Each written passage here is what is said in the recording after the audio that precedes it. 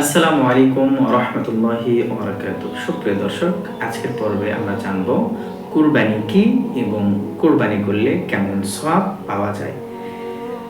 তো এই বিষয়ে আমি যে হাদিসটা বেছে নিয়েছি তা হইতেছে ইবনে মাজার 3127 নাম্বার হাদিসের মধ্যে রাসূল সাল্লাল্লাহু আলাইহি ওয়াসাল্লামের সাহাবীরা আল্লাহ রাসূল সাল্লাল্লাহু আলাইহি ওয়াসাল্লামকে জিজ্ঞাসা করলেন, ইয়া রাসূলুল্লাহ মা হাযিহিল আদহিয়্যু, কুরবানি কি? সাহাবীরা আল্লাহ রাসূল সাল্লাল্লাহু আলাইহি ওয়াসাল্লামকে জিজ্ঞাসা করলেন, ইয়া রাসূলুল্লাহ কুরবানিটা কি?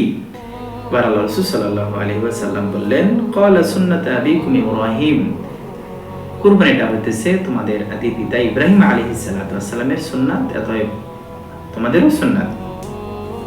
এরপর বললেন, সাহাবীরা বললেন, ক্বালু ফামা লানা ফিহা ইয়া রাসূলুল্লাহ, ইয়া রাসূলুল্লাহ, ইয়া হাবিবাল্লাহ, তো আমাদের জন্য আমরা যে কুরবানি করব আমাদের এটা প্রতিদানটা কি? তো আল্লাহ রাসূল সাল্লাল্লাহু আলাইহি সাল্লাম বললেন, বিকুল্লি শারাতিন হাসানা, তো বলে প্রত্যেকটি লোমের বদলায় আল্লাহ তাআলা তোমাদেরকে হাসানা দান করবেন, নেকি দান করবেন। বলি সুবহানাল্লাহি ওয়া বিহামদি।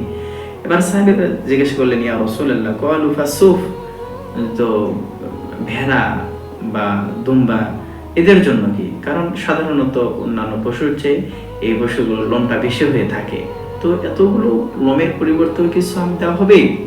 তো আল্লাহ রাসূল সাল্লাল্লাহু আলাইহি সাল্লাম বললেন, ক্বালা বিকুল্লি শারাতিন মিনাস সুফিল হাসানা, হ্যাঁ এরকম ভাবে এই ভেড়া বা দুম্বা এর প্রত্যেকটা লোমের বদলা আল্লাহ তাআলা তোমাদের আমলনামায় নেকি দান করবে। বলি সুবহানাল্লাহ।